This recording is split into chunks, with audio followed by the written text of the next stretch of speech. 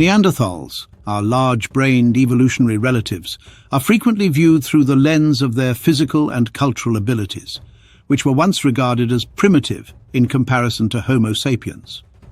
However, new archaeological evidence suggests that Neanderthals were far more complex than previously thought, possibly engaging in activities like symbolism and spiritual ceremonies. The findings suggest that Neanderthals were capable of symbolic thought and complex social behaviors, including rituals and religious practices.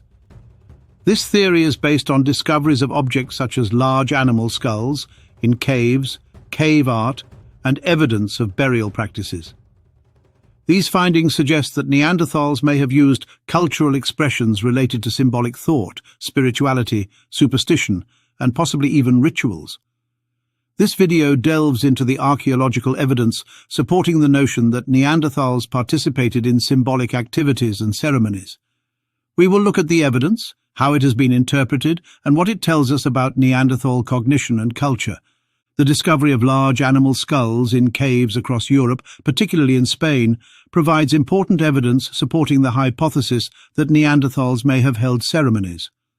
One notable site is Spain's Cueva Descubierta, where archaeologists discovered Neanderthal remains as well as animal skulls, particularly those of large herbivores. In what researchers describe as a unique example of complex symbolic behavior, Neanderthals collected dozens of skulls from large mammals in the cave. In fact, Neanderthals hid dozens of animal skulls in the cave. But why? The skulls of ancient bison and other large mammals may have been preserved as hunting trophies or for spiritual purposes. Interestingly, the researchers discovered that the skulls had been carefully removed from the bodies and worked in various ways, including with tools and, in some cases, fire. The skulls shared a common theme of displaying prominent features, such as horns. Most of the skulls belonged to bison or aurochs. However, they also discovered the skulls of 5 male deer with large antlers and 2 rhinoceroses. According to the researchers, the discovery of such a large collection of skulls suggests that the Neanderthal groups who brought them into the cave had a purpose other than food. The skulls were large and heavy, likely providing little nourishment except for the brains, implying that their presence in the cave served another mysterious purpose. Thus, the placement and arrangement of these skulls have led some researchers to believe they were used in symbolic or ritualistic settings and could have been used like a drum. The deliberate placement of these skulls in the cave suggests a level of planning and symbolic thinking, which could indicate that Neanderthals practiced ritualism involving the veneration or symbolic use of animals. In modern human cultures, the skulls of powerful animals frequently have significant spiritual or symbolic meaning, representing strength, protection, or the animal's spirit. Large animal skulls have been used to create sound in many cultures, whether as percussive instruments, drums, or symbolic items. For example, in Siberian and Central Asian shamanic traditions, animal skulls are frequently used as musical instruments to connect practitioners to the spiritual world. These parallels indicate that the use of animal skulls in music and ritual is a recurring theme in many human societies. Archaeological evidence suggests that Neanderthals were capable of complex behaviors such as using symbolic objects, performing burial rituals, and possibly even making music. Drawing on studies of hunter-gatherer societies, there is a long history of using large animal skulls to create music or sound in ritualistic and spiritual settings.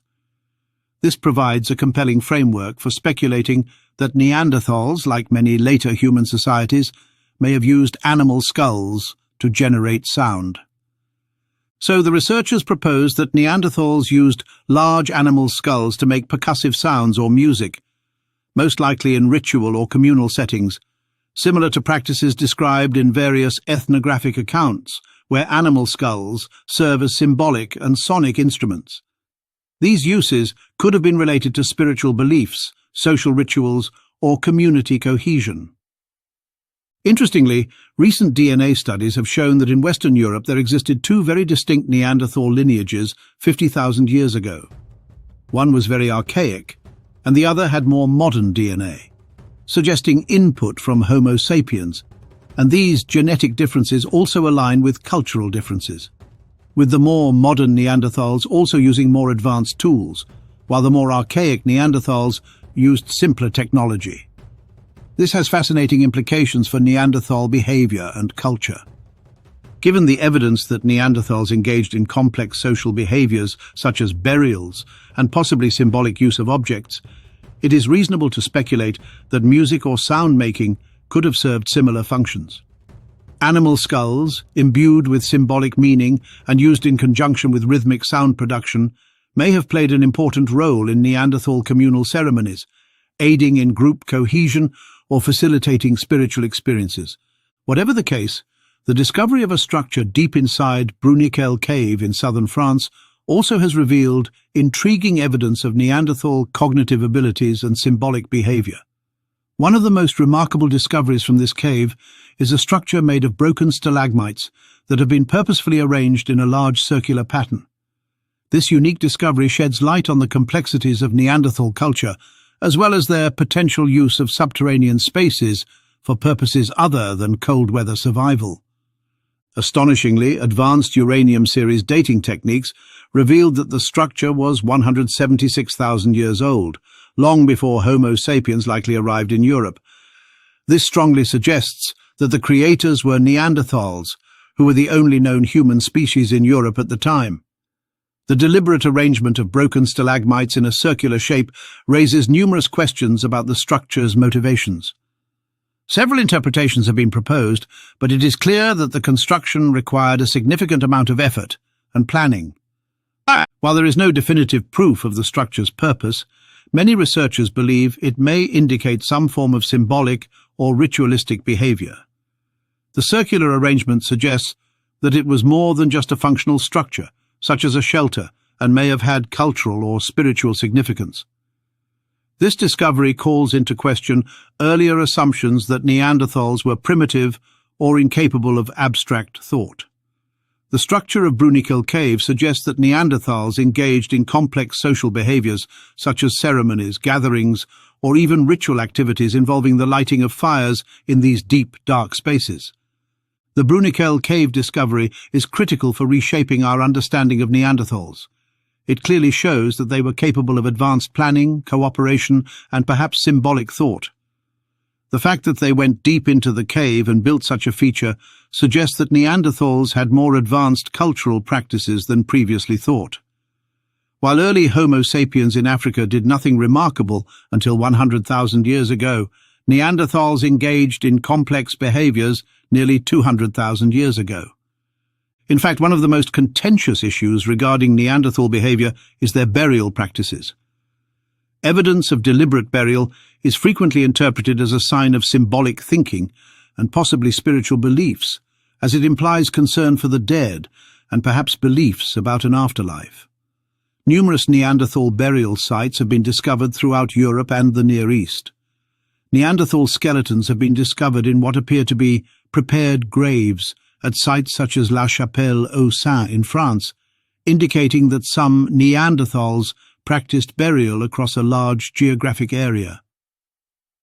Burial practices in human societies are frequently associated with beliefs about the afterlife, spirituality, and ritual. If Neanderthals did bury their dead, it suggests that they, like modern humans, held beliefs about death and the afterlife, which may have included ceremonial practices associated with these beliefs. Knowledge of Neanderthal burials has been proposed for more than a century, but the evidence has been largely ignored. Another recent study indicated that both Homo sapiens and Neanderthals started burying their dead around 100,000 years ago in the Near East, possibly as a way to claim their territories.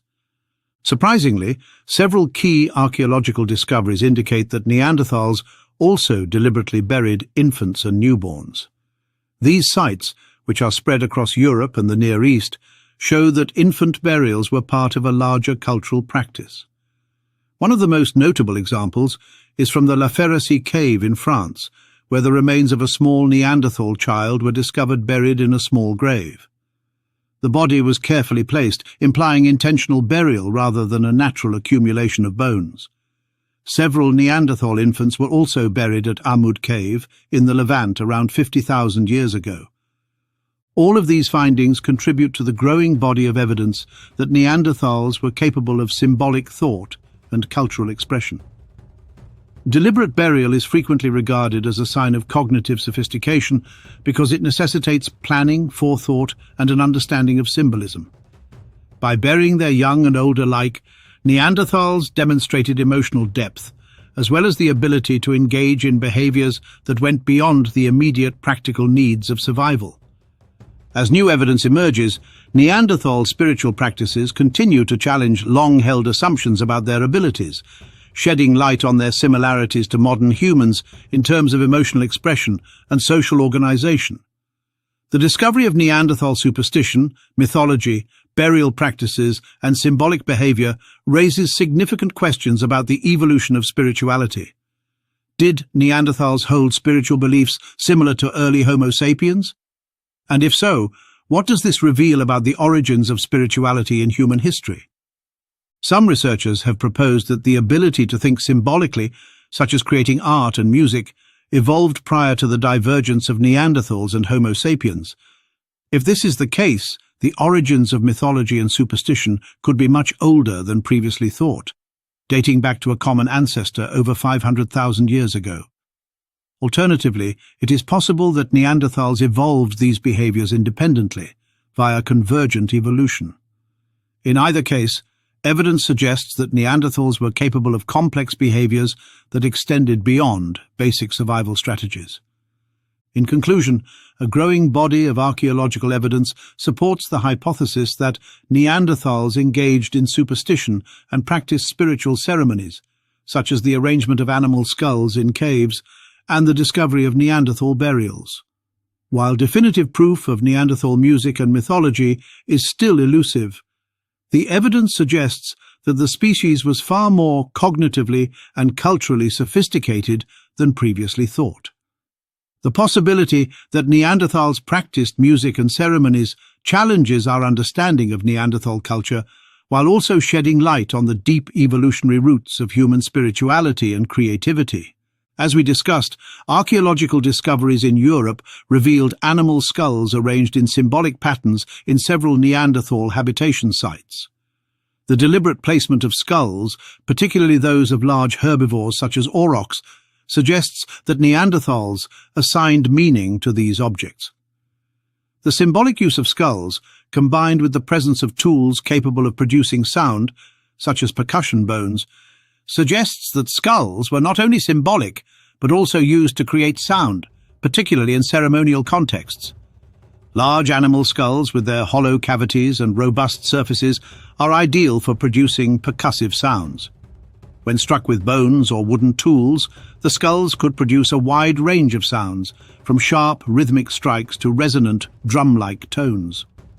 Ethnographic evidence of skulls being used in similar ways suggests that Neanderthals may have done the same, particularly during communal activities or rituals. This practice could have served both practical and symbolic purposes by producing sound and invoking the animal's power or spirit. As new discoveries are made, we may come to regard Neanderthals as not only close evolutionary relatives, but also as collaborators in the early development of human culture and symbolic expression.